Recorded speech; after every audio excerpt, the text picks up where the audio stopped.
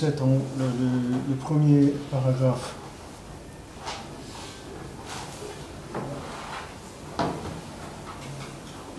Donc on a vu le dernier cours que comment les mauvaises paroles de Bilam et de tous ses élèves à Bilam, comment ils éloignent de la Nekuda, c'est-à-dire comment ils éloignent du point de la Neshama de chacun.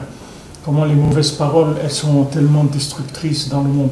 Rabbeinu dit dans l'écoute Moran aussi, que quand on dit que Eretz Israël ni knit ve'isurim, que Eretz Israël ça s'acquiert par les isurim, Rabbeinu dit le ikar des isurim, c'est des gens qui parlent contre Eretz Israël. C'est ça le ikar des isurim. C'est pas que la souffrance, c'est la souffrance de monter malgré toutes les inquiétudes qui sont fabriquées par les gens qui vont essayer de démoraliser ou de déconseiller aux gens de monter, etc. C'est ça les isurim d'Eretz Israël. C'est ça qu'elle est niknit ve'isurim, qu'elle s'acquiert avec de la souffrance. Parce que les gens ils font souffrir en parlant du mal sur Eretz Israël, en décourageant les gens, ils les font souffrir. C'est parce qu'après la personne, à chaque fois qu'elle a un peu des problèmes ou autre, alors elle a des doutes. Elle dit ouais, peut-être ils avaient raison, quand même, c'était pas le moment, j'aurais dû attendre un peu, ou j'aurais dû faire comme ci ou comme ça. C'est ces doutes-là qui sont fabriqués par ces paroles-là, et c'est ça qui est le quart des Isurim. Et puis émettre ces Isurim-là, c'est-à-dire ce principe-là, il est général. C'est pas un qui est sur Eretz Israël. C'est qu'à chaque fois que quelqu'un il a un éveil de sa neshama, il y a des gens qui parlent par rapport à cette chose-là et qui affaiblissent le corps de la neshama. Autant que le tzaddik et ses élèves, ce sont des gens qui vont encourager l'éveil de la neshama et qui vont encourager la personne à s'engager quand elle va avoir un éveil de sa neshama. Autant Bilam et son équipe, ses élèves, ce sont des gens qui sont là pour éteindre tout éveil de la neshama. Comme Paro, il a dit, tous les garçons, vous les jetez dans le fleuve.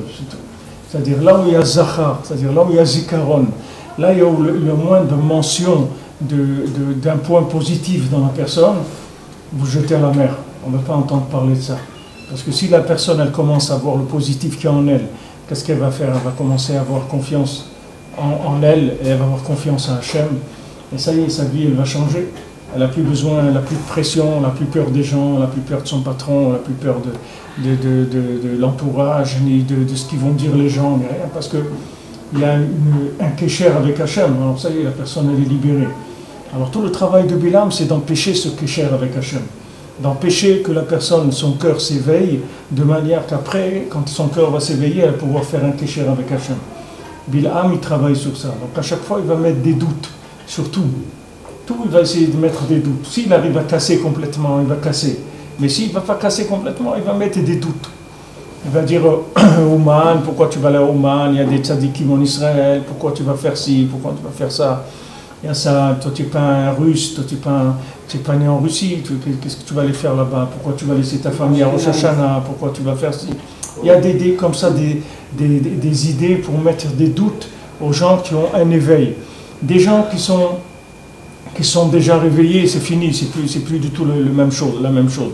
Mais des gens qui sont au stade embryonnaire de l'engagement, alors ces gens-là, ils peuvent être, comme on dit, asphyxiés complètement par ces paroles-là.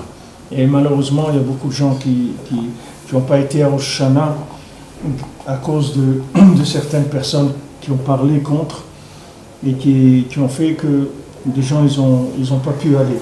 Alors ça, ce sont des représentants de Bilam. Tous ces gens-là, devant leur maison, il faut qu'ils mettent, ici c'est l'ambassade de Bilam.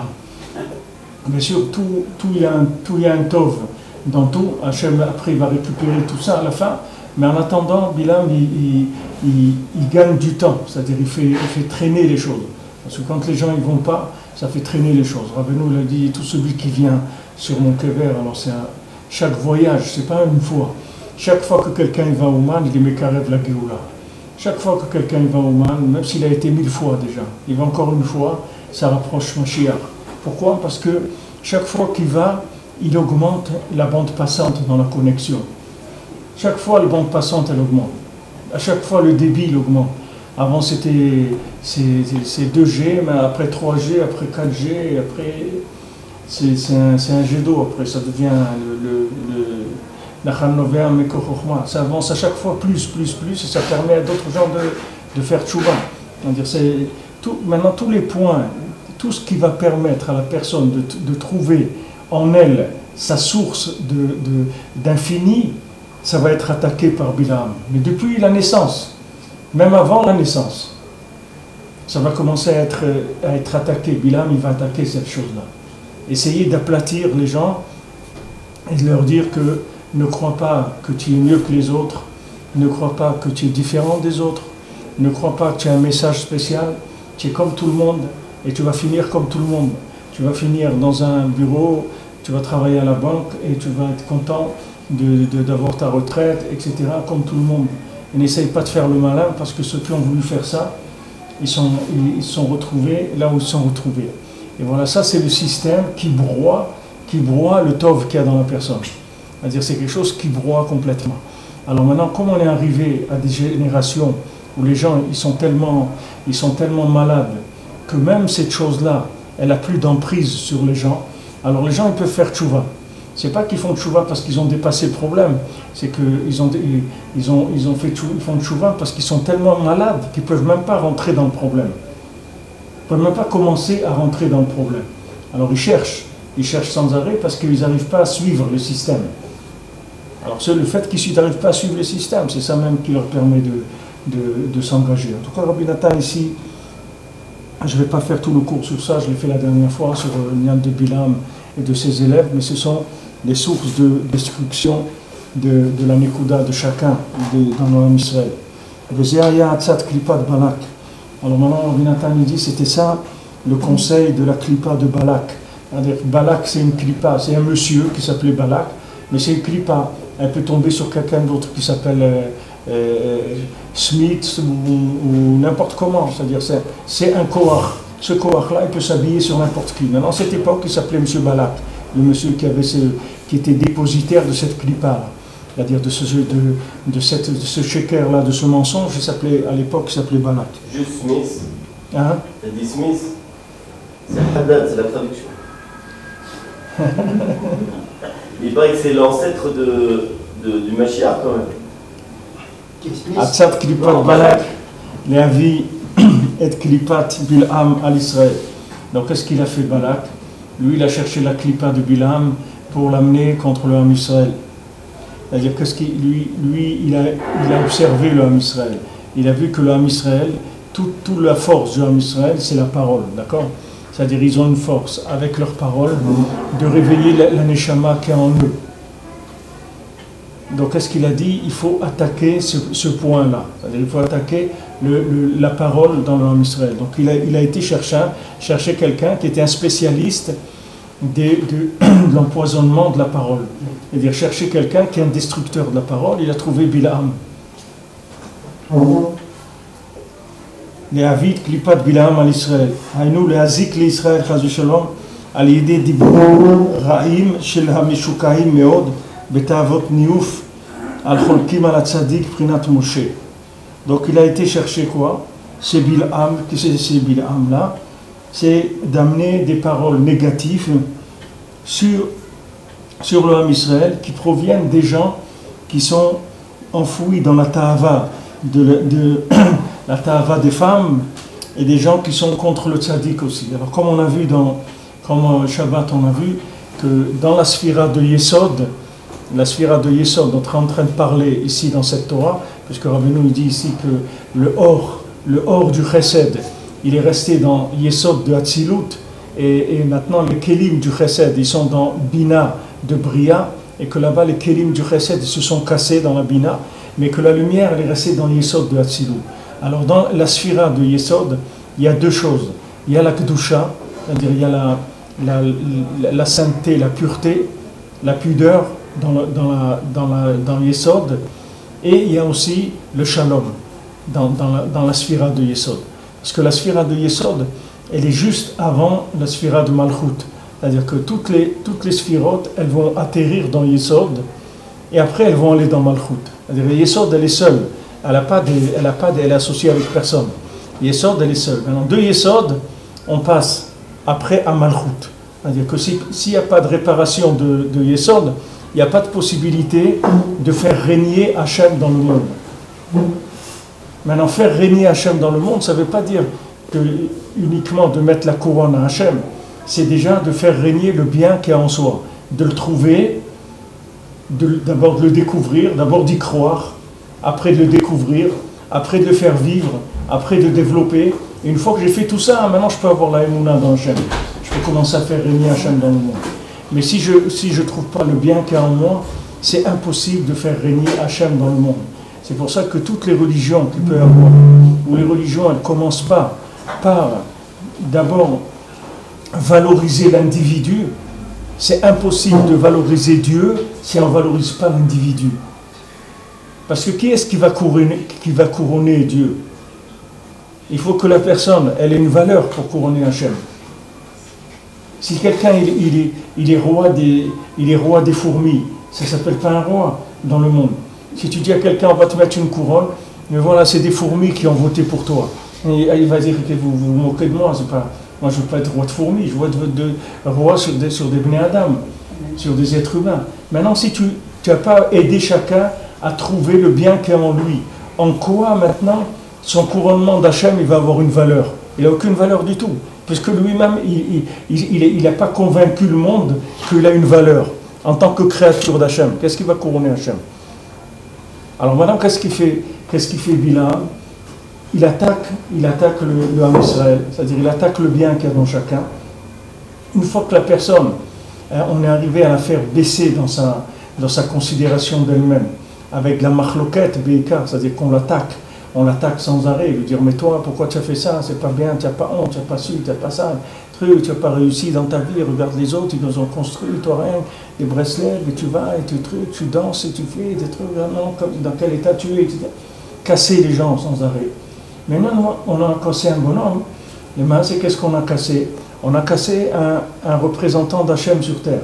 C'est-à-dire qu'on a enlevé à Hachem la possibilité de se révéler à travers cette personne-là. C'est ça qu'on a fait. Donc maintenant, si tu enlèves tous les représentants, tu es tranquille. Hachem ne peut pas se révéler dans le monde. Si tu lui enlèves tous les représentants, si tu dis aux gens, vous êtes des nuls, vous valez rien du tout, tu es tranquille après. Tu es sûr qu'Hachem ne pourra pas se révéler dans le monde. Parce que pour que se révéler, il faut que la personne déjà, la partie d'Hachem qui est en lui, il la reconnaisse. Comment tu vas reconnaître Hachem au niveau de l'infini si la petite partie d'Hachem qu'il a mis en toi, tu n'es pas arrivé à la découvrir? Comment tu vas la découvrir de façon empirique que Hachem, tu vas avoir la Emouna Klalit? Tu peux avoir une Emouna, mais ce n'est pas une Emouna véritable, c'est une Emouna que Hachem il se trouve dans d'autres mondes, mais qu'Hachem il se trouve ici, et que de vivre dans l'Ashgacha, ce qu'on appelle Mamash Ashgacha, c'est-à-dire que tu vis chaque seconde avec la providence d'Hachem. Ça tu ne peux pas. Tant que tu n'as pas trouvé le bien qu'il y a en toi, tu ne peux pas vivre comme ça. C'est-à-dire que tu vivras avec la providence le jour où tu seras sûr que tu es quelqu'un de valable. Maintenant, ça ne veut pas dire que quelqu'un de valable, c'est quelqu'un de parfait, ou quelqu'un de bien. Des fois, quelqu'un peut être valable, et pour l'instant, il n'est pas bien. C'est-à-dire qu'il n'est pas arrivé à faire vivre ce bien et à le mettre en place, etc. Il peut être maintenant dans un état lamentable, mais ça n'empêche pas que c'est quelqu'un de bien. Quelqu'un de bien. Sinon, c'est pas... on n'a rien fait. Si on n'a fait que dire aux gens, comme on dit, diviser pour régner, c'est-à-dire que maintenant tu divises entre la personne et elle-même. Le principal de la machloquette, c'est celle-là. Avant de commencer des machloquettes, des histoires à grande échelle, la première machloquette qui commence, c'est maintenant la personne elle est attaquée sur elle-même par son entourage. Avraham Avinu, il est attaqué par son frère, son père, il est attaqué par ses frères, il est attaqué et après par tout le monde, qui veut lui dire qu'il est un fou. Et lui, il était le premier à faire ça dans le monde. Bon, Hachem, il y a eu dans le monde des tzadikim et des chassidim, et des anshema, des gens extraordinaires. Il y a sur qui s'appuyer qu'il y a des gens qui ont réussi. Combien de maasim on raconte de gens qui sont partis de là où ils sont partis. Rabbi Akiva, il a commencé à l'âge de 40 ans, et l'autre il a fait ça, et l'autre il a... pour encourager les gens, pour leur montrer qu'il n'y a pas de Rabbeinu l'a dit, il n'y a pas de désespoir, il n'existe pas, tu es quelqu'un de bien, et je vais arriver à faire vivre le bien qui est en toi. Ça, on va y arriver. Mais Bilam, lui, il attaque ça. Alors, ces gens-là, ce sont des gens qui sont cholèques sur le tzaddik, c'est-à-dire sur la nekuda de tzaddik qu'il y a chez chacun. Avant d'être cholèques sur le tzaddik lui-même, ils sont déjà cholèques, ils attaquent déjà le point positif qu'il y a chez chacun. C'est ça la première chose qu'ils attaquent. Et ils se trouvent en général emprisonnés dans le niouf et dans la machloket. C'est la même chose, c'est des choses qui vont ensemble. Quelqu'un qui est cholèque sur le tzaddik, c'est sûr qu'il a des problèmes de comportement dans ce domaine du niouf. Parce que c'est impossible, c'est quelque chose qui va ensemble, c'est la même mida. Les deux ils sont dans Yesod. Dans Yesod, il y a Tikkun Abrit et il y a Shalom. C'est ensemble. C'est-à-dire c'est pas possible d'être un Ben Adam de Shalom si la personne elle est pas pure dans ce domaine-là. Et d'un autre côté, c'est pas possible que la personne elle en vienne à attaquer ouvertement le tzaddik, surtout une personne qui vient dans notre génération. Maintenant, si quelqu'un il était à l'époque de Rabbeinu et qui pouvait imaginer qu'il est un petit peu égal à Rabbeinu dans un certain domaine ou autre, des grands amis des Chachamim ou autre, tu peux dire la personne elle est un petit peu comme ça, elle a des fantasmes un petit peu. Un rave, il est quand même tombé dans des fantasmes, il a commencé à avoir l'audace de parler contre Rabbi Nachman à son époque. Mais maintenant, c'est de la folie pure. C'est-à-dire quelqu'un qui vient maintenant parler contre le message de Rabbi Nachman, tu peux être sûr qu'il est fou. De qui tu es en train de parler? De qui tu es en train de parler? Regarde de qui tu parles. Ça fait 2 siècles qu'il était là. Regarde dans quel état elle est la génération. De qui tu parles? Mais alors dans l'autre sens aussi, il arrive que même des gens qui sont Breslev, qui sont à fond dans Rabbeinu, etc., malgré tout peuvent avoir des problèmes de Gamabrit. Ouais. Donc ça veut dire qu'ils sont pas vraiment chalem avec Rabbeinu, ils sont pas... Tu peux pas. Rabbeinu l'a dit, tu peux pas. Pourquoi Rabbeinu a donné le tikkun klali? C'est pour ça. Quand tu rentres chez lui, tu donnes le tikkun klali, c'est le premier médicament que tu dois prendre. Sinon tu peux pas rester chez lui. Un jour ou l'autre, tu vas trouver un truc qui est pas clair. Tu vas voir quelque chose que tu vas pas arriver à attraper. Parce que le fait que maintenant la personne, elle n'a pas tikkun abrit, elle ne peut pas trouver le bien qu'il y a en elle. Qu'est-ce que c'est le bgam abrit? Ça veut dire bgam abrit. Ça veut dire que tu as abîmé l'alliance. L'alliance avec quoi? L'alliance avec le bien qui est en toi. C'est ça la brit mila. La brit mila, c'est qu'Hachem il fait une alliance avec le bien qui est en toi. Attends, t'as dit que ça veut dire que celui qui a le tikkun abrit bien, il ne peut pas tomber dans le désespoir du coup. Parce qu'il faut que le Nekuda Tova chez lui. Pas du tout. Il ne peut pas tomber dans le désespoir parce qu'il vit en kécher avec Hachem. Quel désespoir? Désespoir, c'est quand la personne, la situation, elle a entraîné la déconnexion. C'est ça le désespoir. C'est que la personne elle est passée par un moment de pression, que cette pression-là, elle est arrivée à lui faire perdre confiance en elle. Quand elle a perdu confiance en elle, elle a perdu le réseau Wi-Fi avec Hachem. Fini, le réseau il s'est fermé. Donc maintenant, quand elle a perdu ça, alors elle fait que se fermer sur elle-même. Quelqu'un qui veut se forger une armure de Simcha, il a qu'à bloquer tout le Gamabrit et il est en béton. Quelqu'un qui arrive à réparer l'alliance, ça devient un intouchable. C'est quelqu'un, personne ne peut rien lui faire. Personne ne peut rien lui faire. Quelqu'un qui garde l'alliance, qui garde la parole, que c'est la même chose, personne ne peut rien lui faire. Il est intouchable par le négatif. Parce que c'est quelqu'un qui vit en communication permanente avec Hachem. Il a des messages sans arrêt d'encouragement. Hachem, il lui envoie des choses, quoi faire. Il lui montre que même s'il s'est trompé, il le rattrape, il le remet là où il faut, etc. Parce qu'il vit en connexion. Ça s'appelle la vie dans la Shgacha Pratit. C'est-à-dire vivre dans la providence. Alors Rabbi nous dit qu'après, quand Mashiach il va venir, le monde entier il va vivre dans la providence comme nous on vit aujourd'hui en Eretz Israël.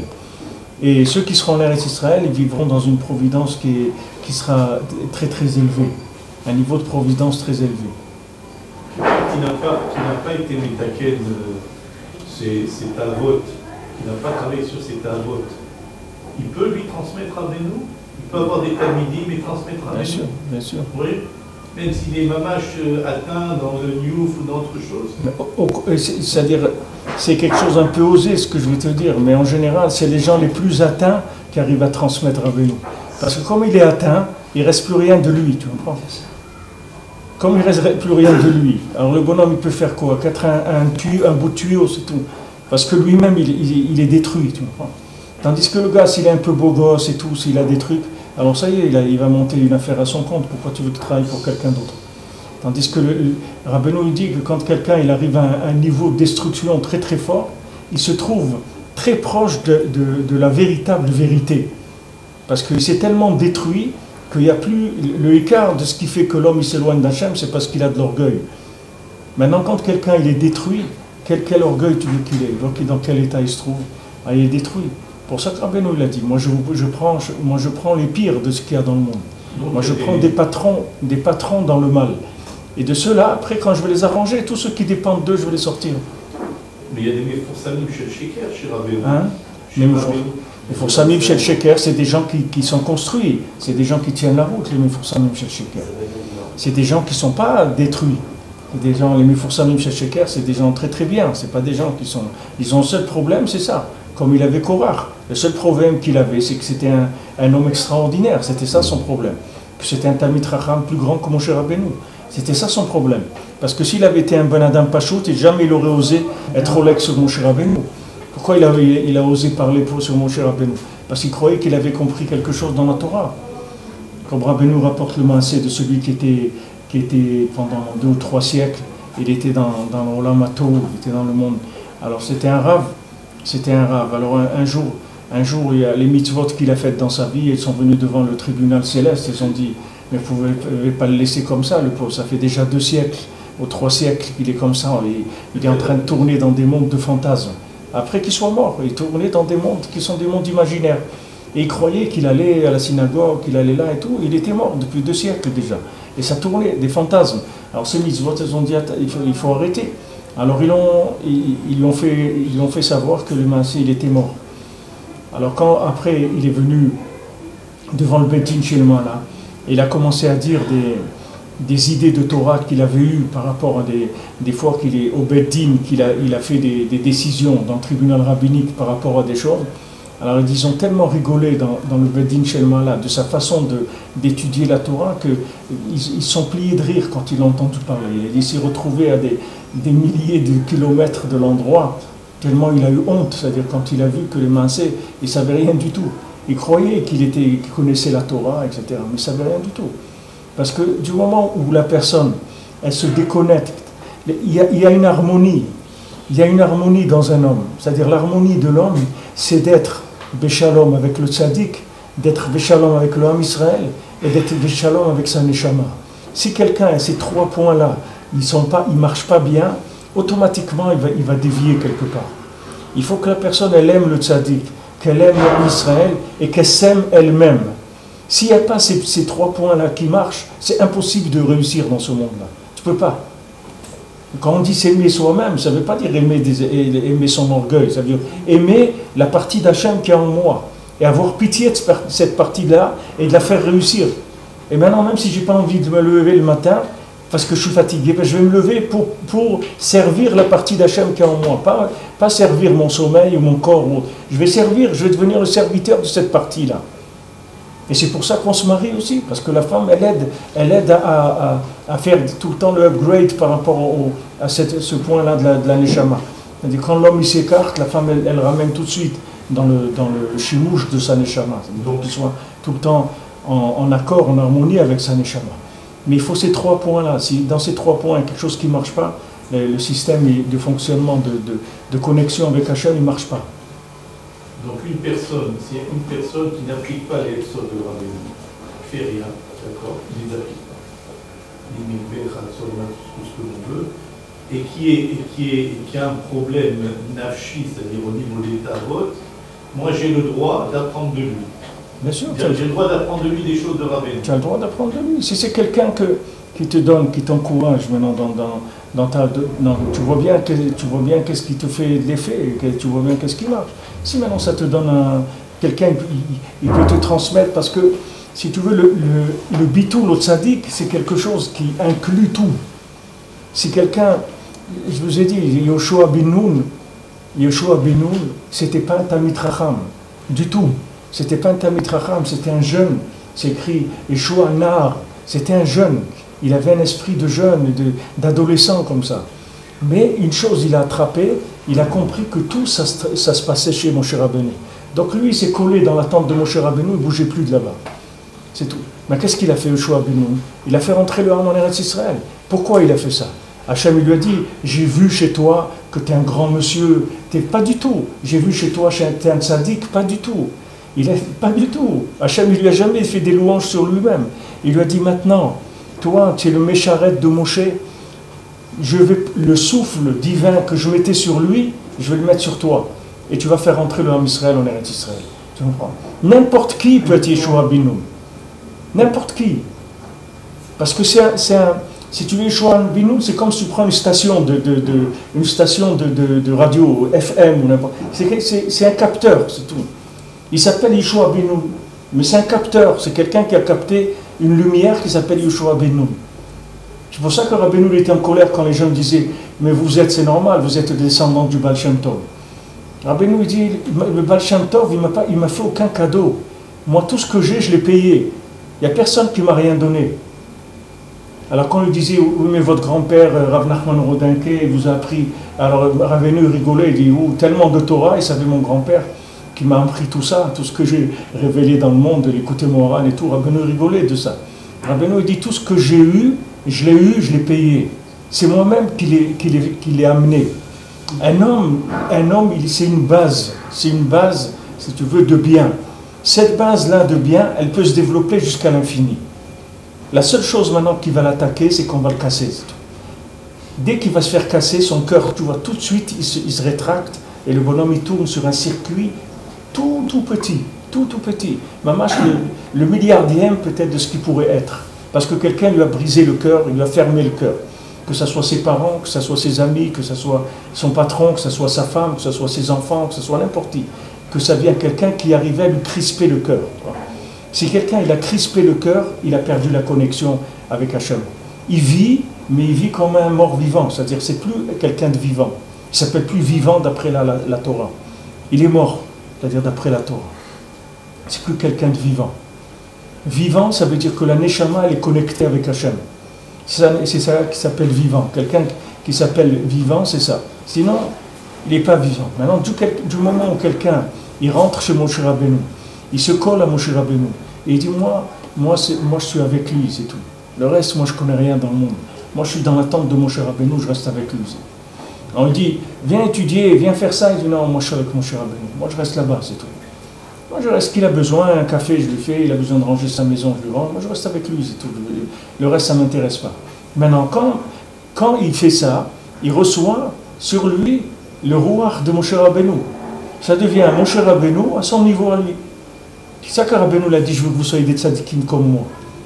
Ça veut dire que vous soyez des tzadikim pour moi. Ça veut dire que je vous donne de moi-même le maximum de ce que je peux vous donner. Dans l'état où vous êtes. Maintenant, Rabbi Nathan, tu vois, qui est arrivé à une soumission à Rabbeinu très élevée, Rabbeinu il a dit, c'est moi-même, mamash. Rabbi Nathan, c'est moi, il a dit Rabbeinu. Il a dit, quand il a vu Rabbi Nathan écrire, il a dit, mais ça c'est moi. Il dit, ça c'est mon cerveau avec la main de Rabbeinu, de Rabbi Nathan. C'est pour ça que Rabbi Nathan, il s'appelait le Sofer. C'est pour ça qu'on dit qu'il était Gilgoul de Ezra Sofer. Parce que c'était un Sofer. C'est quelqu'un que Rabbeinu est arrivé à cloner, si tu veux, son cerveau dans le cerveau de Rabbi Nathan. Parce que Rabbi Nathan, il a mis son cerveau dans la poubelle. Il est venu, il a dit, voilà, je veux faire échange standard. Voilà, je jette mon cerveau, je veux que vous me donniez, à partir de maintenant, chaque mot que vous allez dire, c'est ça mon cerveau. C'est avec ça qu'il s'est construit. Et après, il est devenu Rabbeinu Mamash, en élève. C'est-à-dire qu'il a pu faire des choses que Rabbeinu lui-même ne pouvait pas faire. Yeshua bin Nun, il a fait rentrer le Ham Israël en Eretz Israël. Moshe Rabbeinu ne pouvait pas. Maintenant, tout ce qu'il a fait Yeshua bin Nun, c'est de Moshe Rabbeinu que ça vient. C'est lui qui lui a donné ce korach-là. Mais il ne pouvait pas. Moshe Rabbeinu ne pouvait pas faire rentrer le Ham Israël en Eretz Israël.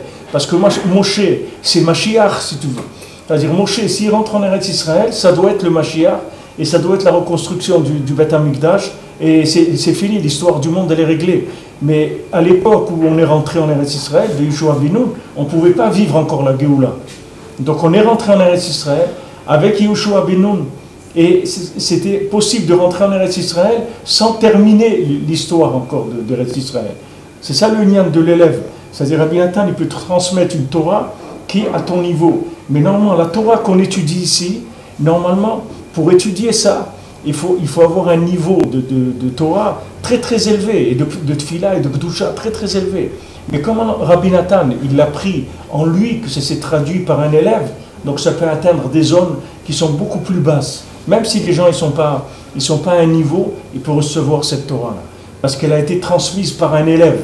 Elle n'est pas venue directement du tzaddik. Directement du tzaddik, il ne peut pas. Comme directement d'Hachem, il ne peut pas. Comme je vous dis, le Ham Israël, il a demandé un roi, il dit on veut un roi. On ne peut plus. On ne peut plus. Ce lien avec Hachem permanent comme ça, on ne peut plus vivre comme ça. On veut vivre avec un roi, que ce roi-là, il va être soumis à Hachem, et lui, il nous transmet la Torah avec Rashi, elle est incompréhensible sans Rashi. Impossible de comprendre la Torah sans Rashi. Rabbeinu dit que c'est le frère de la Torah. Alors maintenant, chacun quand il développe les maasé, la nekuda de tzaddik qu'il y a chez lui, c'est comme ça qu'il permet au tzaddik de se révéler, c'est comme ça qu'il permet à Hachem de se révéler dans le monde. Et c'est comme ça qu'il permet au Ham Israël de trouver chacun le tzaddik qui est en lui aussi. C'est-à-dire il y a toujours trois axes, comme Rabbeinu dit dans cette Torah-là, qu'il y a ces trois axes-là, que quand on travaille sur ces trois axes, alors le cœur, il est tout le temps branché sur l'infini. Tout le temps. Tout le temps. Branché sur l'infini, ça veut dire que tu lâches le volant. C'est-à-dire que tu es piloté, malgré toi. Même si tu tournes le volant à gauche, il te le remet et revient sur la droite. Même si tu te trompes. C'est-à-dire que tu ne peux pas te tromper. Tu ne peux pas te tromper, les mains. Ça veut dire que si Rabbi Israël dit « Je suis la bouche et l'esprit de Rabbi Nachman », ça veut dire qu'il est complètement annulé, quoi. Oui, lui, Rabbi Israël, il a capté à son niveau ce qu'il pouvait attraper de Rabbeinu. Et ça a donné ce que ça a donné. Et un autre, Rabbi Israël Karduner, il a attrapé, Rabbi Nachman il a attrapé, Rabbi Nathan il a attrapé, Rabbi Naftali, et tous les Breslevers qu'il y a eu, qui étaient tous des Chidushim Gdolim Meod, ce sont des gens que leur Keli, il a attrapé le maximum de ce qu'il pouvait intégrer de Rabbeinu en eux. Rabbi Naftali à Souda Shlichit, Rabbeinu lui a dit, Souda Shlichit, tu parles, tu fais un shiur. Alors Rabbi Naftali dit, mais il n'y a personne chez moi à Souda Shlichit, je suis tout seul. Rabbeinu dit, non, tu n'es pas tout seul, pas de souci, il y en a qui entendent. Toi, tu dis le shiur, tu ne t'occupes pas. Et comme ça, toute sa vie, il a fait Rabbi Naftali. Il faisait Souda Shlichit tout seul et il faisait un shiur. Il a dit, il y a des neshamot. Des fois, il y a les neshama avec le gouffre. Des fois, il n'y a que les neshama, des fois, il n'y a que des goufim. Il y a plusieurs formules. Mais des fois, tu fais un shiur, il n'y a que des neshamot. Il n'y a personne. Des fois, tu fais un cours, il y a 3-4 personnes, et tu sens que, comme si tu es dans un stade des fois, tu peux faire un cours, mamash, avec très peu de gens, et tu sens qu'il y a beaucoup de monde. Parce qu'il y a des neshamot. Alors ça, c'est Rav Naftali, que c'était un talmid de Rabbeinu. Et Rabbi Youdel, Rabbi Shmuel Isaac, c'est tous des gens de niveau très très élevé. Maintenant, leur bitoul à Rabbeinu, c'est ça qui a fait qu'ils sont arrivés à des niveaux plus ou moins grands. Maintenant, plus eux ils étaient grands, plus eux aussi ils ont eu des difficultés. Rabbi Shmuel Isaac, il n'est pas arrivé à un bitoul comme Rabbi Nathan. Rabbi Youdel, il n'est pas arrivé à un bitoul comme Rabbi Nathan. Rabbi Nathan, c'était un chidouche gadol dans le bitoul. C'était mamash un chidouche gadol. Alors chacun, c'est comme il t'a dit Rabbi Israël, parce qu'ils ont travaillé, ils ont été dans les sfarim de Rabbeinu, et l'écouter de Filot, et les Sipurim Asiot, et la Hitbodedout, et ils sont rentrés, et chaque moment, on dit Hitbodedout, c'est un bitoul. Hachem, c'est un bitoul au tzaddik, tu avances dans le bitoul, tu te soumets sans arrêt. Plus tu te soumets, plus tu vas grandir. Plus tu te soumets, plus tu vas grandir. Les gens croient que c'est le contraire. Les gens disent, ah non, dis-moi pas quoi faire. Ok, alors reste comme tu es, c'est tout. Reste comme tu es, c'est tout. Tu es une maquette de toi-même, c'est-à-dire de ce que tu pourrais devenir. Il y a une petite maquette comme ça, tu vois, des maquettes qui sont Admaya, ils appellent en hébreu, C'est-à-dire tu fais une maquette de ce que ça pourrait être le Ben Adam. C'est pas un Ben Adam. Alors les gens ne comprennent pas ça. Qu'en te soumettant au tzaddik ou en te soumettant au Ham Israël, tu vas sortir gagnant. Rabbeinu dit quand tu as une mitzvah à faire pour le Ham Israël, tu fais cette mitzvah-là pour le Ham Israël, tu vas gagner beaucoup plus toi-même. On parle maintenant de façon égoïste, on ne parle pas maintenant de chesed, on parle de façon égoïste. C'est-à-dire en servant le Ham Israël, tu vas grandir beaucoup plus que si tu travailles tout seul. Parce que quand tu vas servir le Ham Israël, toutes les neshamot de ces gens-là, elles vont t'alimenter avec des concepts d'Hachem que toi, jamais tu pourrais la trouver, parce que ces gens-là, tous ils sont exceptionnels. Tous ils ont une âme qui est unique. Donc plus tu vas servir le Ham Israël, plus tu vas recevoir des facettes qui sont extraordinaires dans ta façon de voir les choses. Et ça veut dire que ta capacité, si tu veux, de conception des choses, elle devient de plus en plus large, de plus en plus large. Et c'est ce qui s'appelle un rave, normalement. La définition d'un rave, c'est ça. Que c'est rave, ça veut dire beaucoup. Ça veut dire que c'est un monsieur qui vit avec 1000 âmes, ou 2000 âmes, ou 3000 âmes, ou 5000 âmes. Et lui, il a tous ces angles-là en lui. Alors c'est sûr que c'est un rave, c'est-à-dire qu'il a un pouvoir sur ces gens-là. Il a un pouvoir, et sur tous les gens qui dépendent de ces gens-là aussi. Donc Rabbeinu dit, quand tu vois une mitzvah pour le klal, pour la communauté, laisse tomber ta mitzvah à toi individuelle et va faire celle de la communauté, parce qu'elle est beaucoup plus grande que... Il dit même si toi tu es perdant complètement, au niveau individuel, il faut faire le bien du public, de la communauté. C'est beaucoup plus important que si c'était toi individuellement. Alors tous ces dibourlema, je vous dis, c'est le même angle, si tu veux. C'est l'angle de la soumission à quelque chose qui est plus élevé que moi. Mais ça ne veut pas dire non plus que... tu ne veux pas dire maintenant que quelqu'un, il est arrivé à connaître Rabbeinu complètement.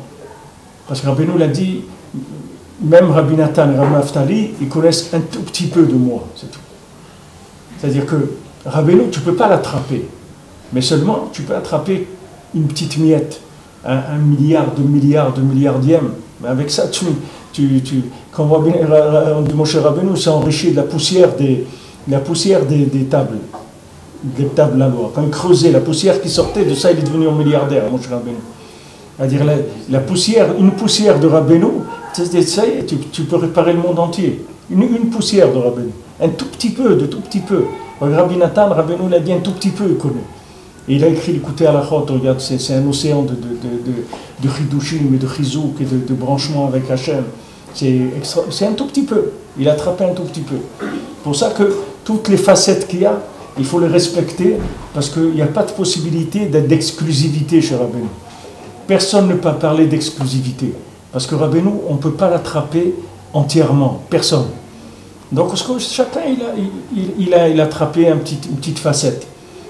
Et l'autre une autre facette, et l'autre une autre facette. Et chacun, il est libre d'aller là où ça lui parle, là où ça lui dit quelque chose. Alors il va là-bas. C'est de ça qu'il va s'alimenter. Alors, le travail de Balak, qui a employé Bilam, c'était d'être olek sur Moshe, le Maasé. Shem Prinat Bilam Vesiato, Moshe Amo Tenuzal, Sheshalou le Midian al Moshe, Vamrou Lahem, En Kocho el Abapé. Donc ils ont fait une enquête, ils ont envoyé des espions pour demander à Midian.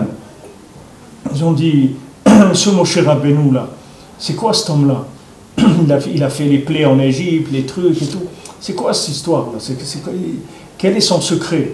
Ils ont dit, c'est pas difficile, son secret c'est sa bouche. C'est ça son secret. La force qu'il a, il a dans la bouche. Amrou af anu navo lehem be'adam shekocho bepiv. Nous aussi on va venir chez eux avec un homme qui a la force dans la bouche. Hainu shamru shekocho shel tzadik prinat Moshe ou rak al yedei piv. Ils ont dit que la force du tzadik c'était uniquement grâce à sa bouche. Al yedei shemeir ou mamshich hanekudot tovot al yedei dibur piv. Par le fait que maintenant il fait éclairer et il fait descendre des points positifs par la parole de sa bouche. Donc nous on va les trouver aussi un homme qui a une force de la parole.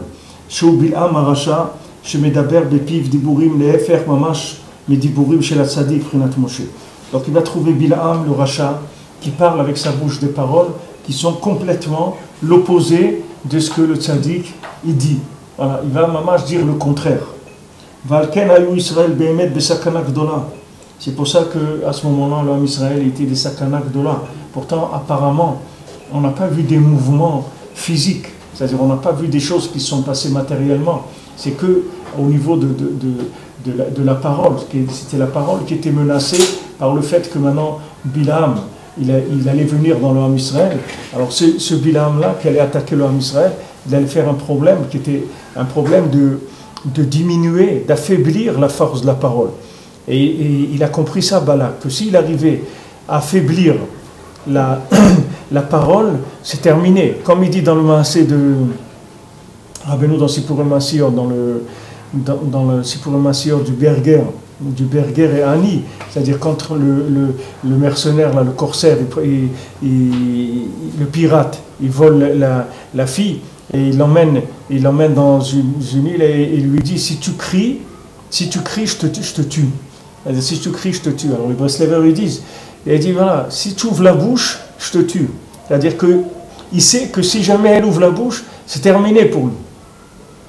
C'est fini pour toutes ces cohortes-là. Ça. Maintenant, tout ce qu'on essaye, tout ce que le monde il essaye de faire, c'est de rendre le Ham Israël des gens qui n'utilisent pas la bouche. Mais si tous ces gens-là qui veulent lutter contre la bombe atomique, contre ça, contre l'autre, tout, si ces gens-là, ils se réunissaient tous les jours, 1 heure ou 2, et ils faisaient des Tehilim, et ils parlaient des louanges d'Hachem, tous les problèmes, ils seraient résolus déjà. Parce que la force qu'un juif il a dans sa bouche, personne ne sait ce que ça veut dire. Ou les gens, les vrais sorciers, eux, ils savent qu'est-ce que ça veut dire. Et eux, ils empêchent le Ham Israël de parler. Alors les gens, ils font des tractations, des combines, de la politique, des ignanis, mais c'est pas ça qu'il faut faire. Ce qu'il faut faire, c'est juste, t'as la force dans ta bouche de tout faire avec ta bouche. Dès que tu vas commencer à utiliser ta bouche, tu vas commencer à rentrer en connexion avec Hachem. Et à ce moment-là, tout est ouvert devant toi. Tout est ouvert. Tout. Hachem, il te donne tout ce que tu veux, il te le donne. Rabbeinu, il allait des fois, il disait Hachem, je veux maintenant qu'il y ait des poissons qui viennent dans ma main. Alors il y a des poissons qui sont venus dans sa main. Il s'est mis au bord de l'eau, les poissons ils sont venus dans sa main. C'est-à-dire qu'il n'y a pas de limite. Quand la Wi-Fi elle s'ouvre, ça y est, tu es en contact avec tout, il n'y a plus de problème. Tout le problème, c'est d'avoir confiance dans ce mode de vie-là, qui est le mode de vie d'un juif. Donc maintenant, quand Bilam il a attaqué la force de la parole dans l'Am Israël, Bémet on était Besakana Gdola Meod. C'est pour ça qu'après, il les a fait tomber dans les Benot Midian. C'est-à-dire c'est lié. Après, il les a fait tomber dans Gamabri. Il a quand même réussi à faire quelque chose. Il ne faut pas croire que Bilam, tout ce qu'il a fait, c'était rien. Bilam, lui, voulait détruire l'Am Israël. C'est pas que... Mais seulement, il était lié. Il faisait attention. Mais il les a quand même fait tomber avec les filles de Midian et avec Avodazara, avec tout ce qu'ils ont fait là-bas. Valken à Israël, Bémet, Besakana Gdola. Az, Keshalach Balak Achar Bilam. Qui a Dibour, Ish le Koach Gadol, Meod, elle a dit Rabbi Nathan. Parce que la parole, elle a une très très grande force. Ben Bigdusha, Ben Leefer, Chaz v'Shalom. Que ce soit dans la Gdusha, ou que ce soit le contraire, Chaz v'Shalom. Comme je Katouv, Ami, Zacharna Mayatz Alecha Balak Melech Moav, ou Ma'ana Oto Bilam Ben Beor. Alors Hachem, il dit, mon peuple, rappelle-toi les conseils qu'il a essayé de trouver Balak contre toi. Et qu'est-ce qu'il lui a dit Bilam ben Beor, qu'est-ce qu'il a dit à Balak? C'est d'après le passouk qu'on voit que c'était un conseil très profond, c'est-à-dire c'était pas une petite affaire légère, comme on le voit comme ça quand on lit dans la Torah. On a l'impression que c'est quelque chose il dit rends-moi service, viens, tu vas les maudire et des trucs. On a l'impression que c'est une petite chose, mais c'est pas une petite chose. C'est-à-dire qu'il voulait attaquer l'essence même du Ham Israël, c'est-à-dire de faire que les gens ils parlent plus, c'est tout. Même tous les développements qu'il y a aujourd'hui, de la technologie et tout, les maasés, dans tout ça, il y a quelque chose qui est caché, c'est d'empêcher la véritable communication entre les individus. Même s'ils s'envoient 10 mails par jour, mais de la véritable communication avec le dibour qui réveille le cœur, il n'y en a pas beaucoup dans le monde. Il n'y a pas beaucoup des gens qui parlent. Les gens ils parlent de moins en moins, d'Afka à cause de ça. Apparemment qu'il y a de la communication. Mais ce qu'on veut, c'est de la véritable communication. Avec Hachem, avec notre Neshama, c'est ça qu'ils ont voulu attaquer. C'est attaquer cette force-là. Alors que ce soit de l'attaquer directement dans son fonctionnement, ou de décourager les gens, ou de leur dire, mais qui tu es toi, que tu vas parler avec Hachem? pour qui tu te prends de venir parler avec Hachem? Combien de gens ils disent ça? Ils disent, mais tu sais ce que ça veut dire venir parler avec Hachem? Mais c'est oser de venir parler avec Hachem. Ils essaient de casser les gens, alors que les maasés, c'est la seule solution que tu as dans le monde. Tu n'en as pas d'autre. Une fois, Rabbi Nathan, il était dans une auberge et il mangeait du poulet, et un os de poulet qui s'est coincé dans sa gorge, il était en train de s'étouffer. Alors après un moment, c'est passé. Alors après, il a dit à Rav Nachman Tuchiner, il lui a dit, tu as vu quand j'étais en train de m'étouffer, qu'est-ce que j'ai fait? Il a dit, je regardais le ciel, c'est tout, parce qu'il n'y a rien d'autre à faire. Tu peux rien faire dans ce monde. Ne t'imagine pas des trucs, tu peux rien faire ici. Tu peux rien que regarder le ciel, c'est tout ce que tu peux faire. Mais un homme qui est connecté, quand il regarde le ciel, il n'est pas en train de regarder les avions qui passent. Il est en train de tirer la connexion, c'est-à-dire il fait appel à Hachem. Et Hachem, il l'entend. שנראים מדברי הפסוק שהייתה עצה עמוקה מאוד של סטרא אחרא להביא את בלעם. C'était un conseil très profond de la Sitra Achara d'amener Bil'am contre l'homme Israël. Hachem Idbar berachamav amad bezratam ve'afach hakla livracha. Donc Hachem, qu'est-ce qu'il a fait? Il a transformé la malédiction en bénédiction. C'est-à-dire qu'il a fait une intervention au niveau du dibour de Bil'am. Une intervention qui était quelque chose qui a été sûrement très discuté en haut, parce que normalement, c'est pas ces interventions-là, et Hachem, il ne rentre pas dans ces affaires-là. C'est-à-dire que si déjà l'homme, il est là, et il a choisi de faire quelque chose, alors Hachem, il laisse faire. Maintenant, pour arriver à retourner la parole, c'est-à-dire comme Rabbeinu dit qu'il y a des... On a parlé Shabbat, combien Rabbeinu il a dit une Torah, il a dit que des fois, les gens qui sont dans d'autres religions, la religion chrétienne, n'importe quoi, dans leurs livres, ils ont trouvé des paroles de Torah. C'est-à-dire, Rabbeinu, quand il a dit cette Torah, il y a des villages entiers de Goïm qui se sont convertis au judaïsme. Parce que dans leurs livres, il a écrit. Dans les livres des autres. C'est pas maintenant qu'il a diffusé des livres de Torah. Il a écrit la Torah dans les livres des gens qui étaient des idolâtres. Et quand ils ont commencé à lire leurs livres, ils ont dit, mais tout notre truc là, c'est du mensonge, ça vaut rien. Et à partir de ça, ils ont cherché, ils sont entrés dans le judaïsme. Et des villages entiers qui se sont convertis. Et même à l'époque de Rabbi Yitzhak Aumann, il dit qu'il y avait un village entier qui s'est converti au judaïsme. Il dit, venez à Rosh Hashanah, il dit, c'est des gens très, très forts comme ça, très grands, très forts.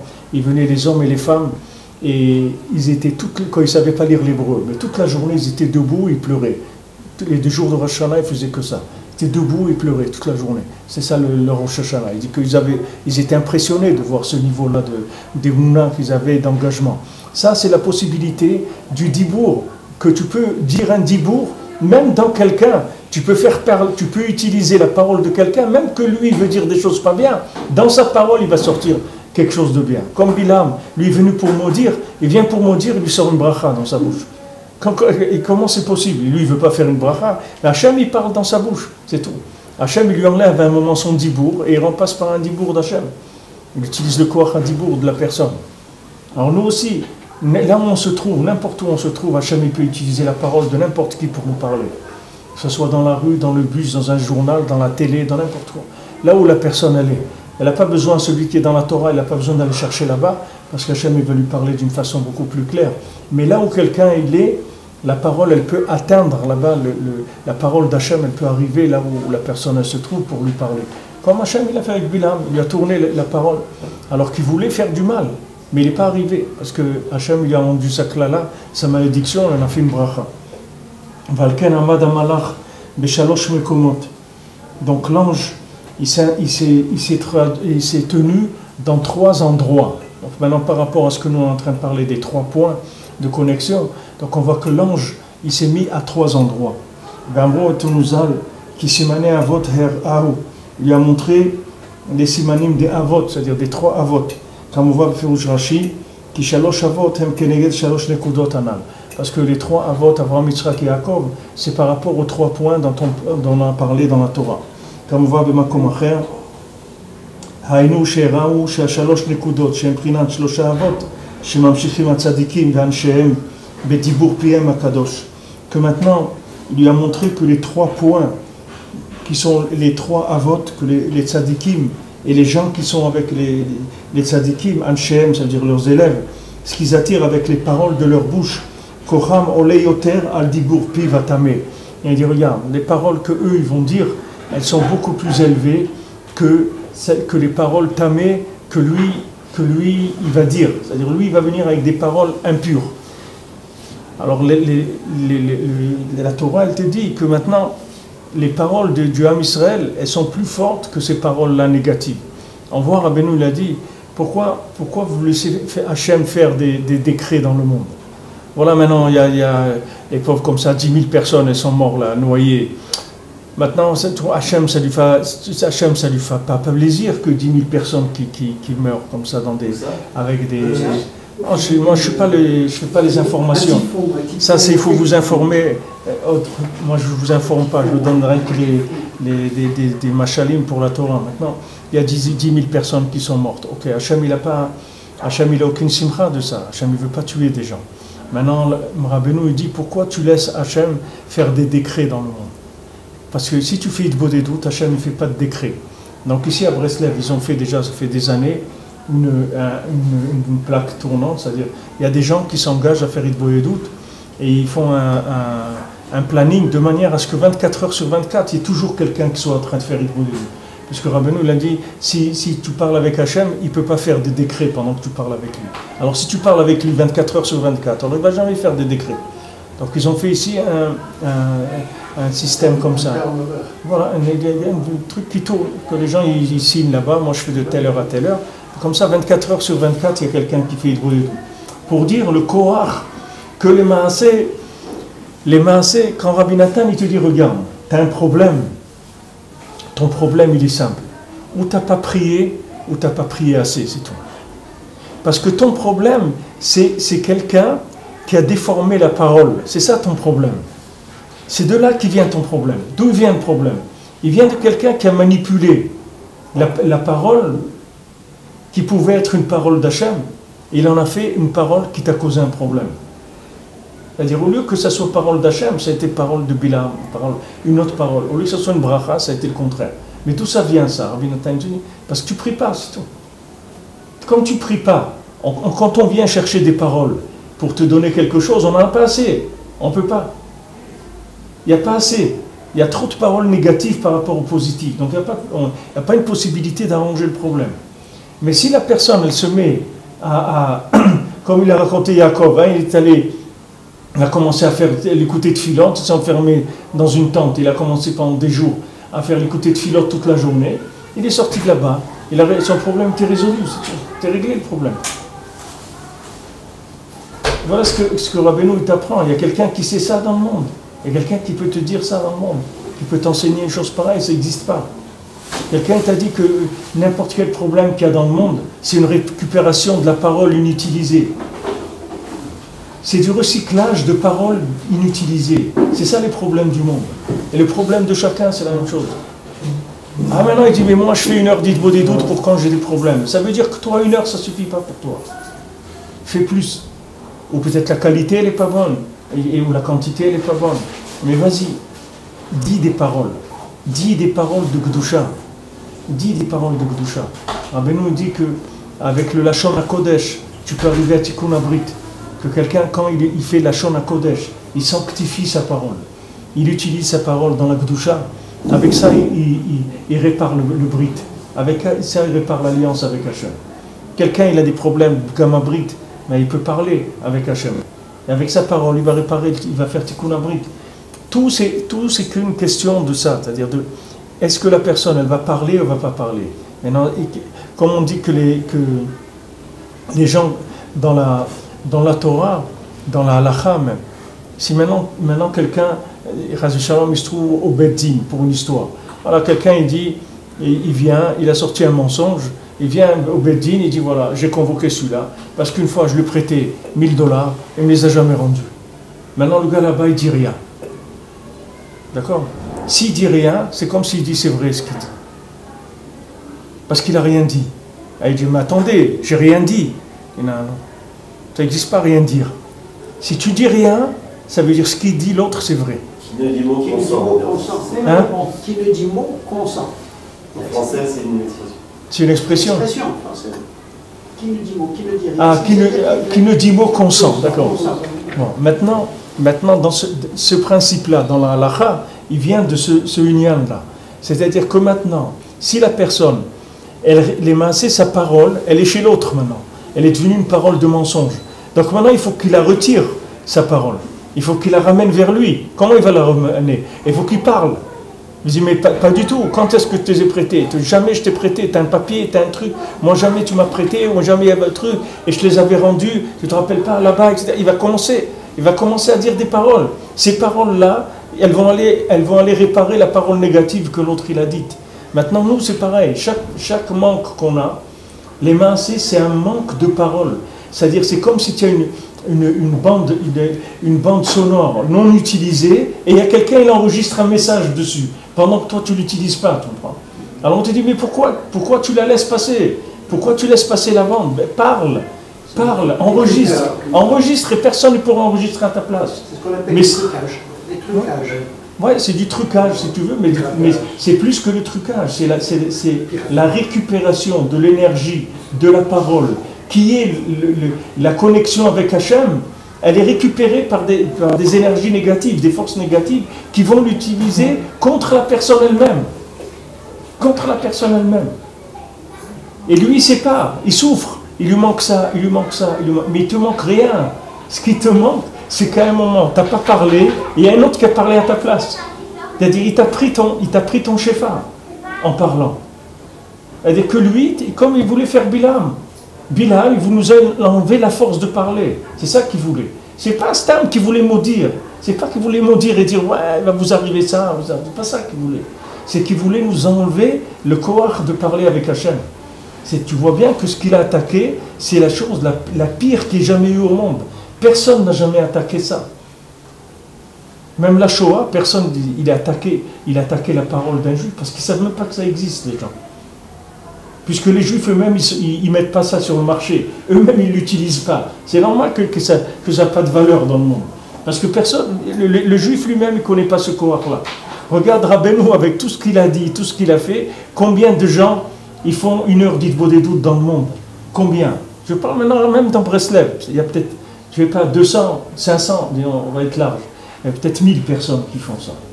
1000 personnes qui arrivent à faire ce conseil-là minimum de Rabbeinu. C'est pour ça que Rabbeinu te dit, une fois que tu as fait l'heure d'Itbo des doutes, toute la journée, soit Bessimcha. 23 heures, il y a Bessimcha. Alors la personne va dire, mais quoi, ça veut dire qu'il n'y a plus de problème? Non, tu verras, il n'y a plus de problème, il n'y a plus rien. Parce que le problème, c'est que cette heure-là où tu as parlé, tu as empêché maintenant le force négative d'utiliser la parole contre toi. Ton énergie de la parole, qui est la chose la plus élevée qui est au monde, puisque l'homme, c'est un parlant, c'est ça sa spécificité par rapport à l'animal. Maintenant, cette énergie, tu ne l'utilises pas. Bilam, il attend que ça. C'est ça qu'il attend. Chaque fois, regarde le homme Israël, chaque fois après, il s'énerve parce qu'il y a eu des trucs, mais parce qu'il ne parle pas. Les gens, ils ne parlent pas. Donc, ils ne parlent pas. La parole, elle a été récupérée contre eux. Après, ça y est, tu ne peux rien faire après. Ça y est, le courage que tu avais de réparer, d'arranger, tu ne l'as plus maintenant. Alors maintenant, vas-y prier. Maintenant, commence les paroles. Allez, vas-y. Après, il commence à pleurer, les Teilim, mais il appelle celui-là, il appelle l'autre. Rabbeinu, il dit, si tu avais fait les Teilim avant, tu n'aurais pas besoin de passer par le problème. Rabbeinu dit, pourquoi tu fais les Teilim après le problème? Fais-les avant et tu n'auras pas de problème. Parce que c'est une question de parole, c'est tout. Tout est là-dedans. C'est-à-dire que si tu utilises la parole comme il faut, et Rabbeinu t'a donné un minimum, c'est 1 heure de doute par jour. C'est le minimum pour ne pas te faire voler ta vie, les mains. C'est pas que tu es en train de faire une tova à personne. C'est ta vie, tes paroles, c'est ta vie. C'est ça ta vie, ton nefesh. Nafshi yatsa bedabero, mon âme, c'est ma parole, c'est ça mon âme. Pourquoi tu ne l'utilises pas? Rabbi Nathan te dit, voilà, le problème, c'est où tu ne pries pas ou tu n'as pas prié assez, c'est tout. Quelqu'un dit, ouais, mais j'ai demandé, tu sais combien d'années j'ai prié, ben tu ne pries pas assez, c'est tout. Parce que c'est pas compliqué, le principe, il est là, il est clair. Donc si tu ne parles pas, alors ne t'étonne pas qu'il y a des énergies négatives qui utilisent ça. Il y a des forces du mal qui utilisent ça, comme Bilaam, mais il attend que ça. Bilaam, c'est l'opposé, mamash, de Moshe Rabbeinu. Mamash l'opposé. Moshe Rabbeinu, il était comme le mendiant qui bégayait, parce qu'il avait un corps de dibour tellement fort que sa bouche physique elle-même, elle n'était pas capable de gérer le corps de dibour qu'il avait, Moshe Rabbeinu. Tu vois, Moshe Rabbeinu, il croyait qu'il bégayait. Mais c'est pas qu'il bégayait, c'est que c'était un tellement super parleur que sa bouche, elle ne pouvait pas gérer le débit de parole qu'il avait, donc il bégayait. Le Kéli, il était trop petit par rapport à l'énergie de parole qu'il avait. Au contraire, c'était le contraire. Et la preuve, c'est que c'est lui qui a sauvé l'homme Israël d'Égypte et tout. C'est lui qui a tout fait. Parce qu'il avait un corps à dibour chazak meon. Et quand il ouvrait sa bouche, tu vois qu'il a fait. Combien il a sauvé l'homme Israël dans le Cheta Egel et tout. À chaque fois, il venait plaider pour l'homme Israël. Il avait un corps de dibour nifla meon. Très très fort le corps de dibour de Moshe Rabbeinu. Alors il dit que c'était ça, c'est là où il y avait la guerre bémétre entre Bilaam et Moshe Rabbeinu. Est-ce que maintenant Bilaam il allait arriver à calmer, c'est-à-dire à faire baisser l'intensité du dibour?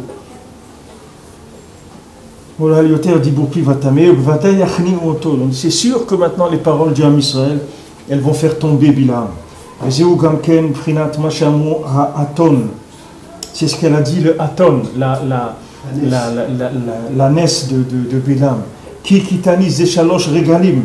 Tu m'as tapé à trois moments. Ça fait 3 fois que tu me tapes. Pitom, une ânesse, elle se met à parler.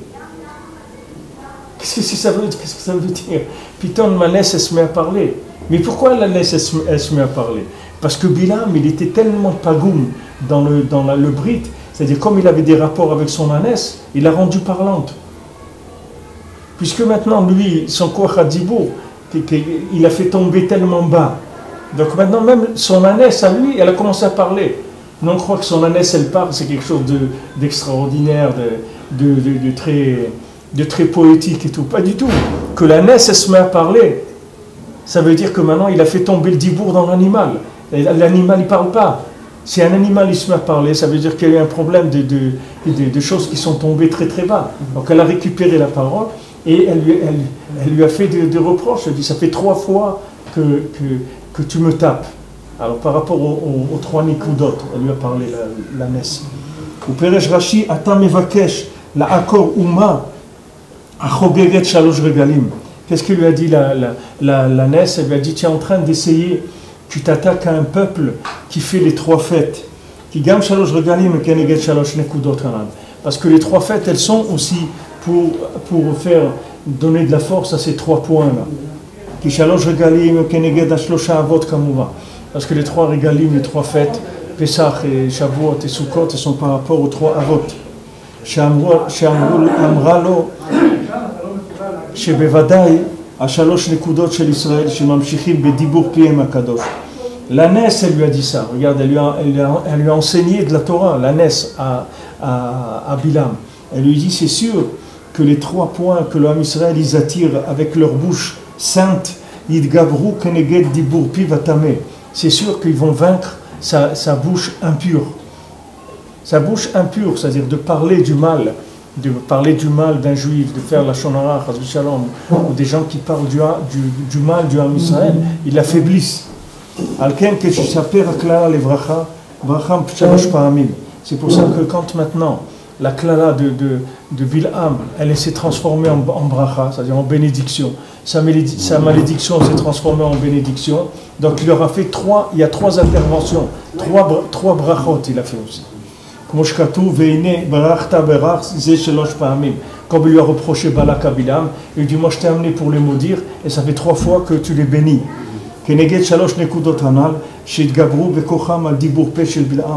Avec ces 3 nekudot, ils ont attaqué la parole négative de Bilham, jusqu'à que la malédiction elle s'est transformée en bénédiction. Donc là, le fait de parler avec le tzaddik, le fait de parler avec l'homme Israël, le fait de faire Idbo des doutes, ces 3 nekudot là, ça rend la personne mamash invincible. C'est-à-dire elle va faire tomber toutes les clipotes qui peuvent l'attaquer, elles vont tomber. On va voir, Bilham il est venu, alors à chaque fois tu vois qu'il te ramène les 3 Shalosh Regalim, des Shalosh Avot, Shalosh Pa'amim, 3 fois il a essayé. Tu vois pourquoi? Parce que c'est ces 3 Nekudotes qui gèrent ça.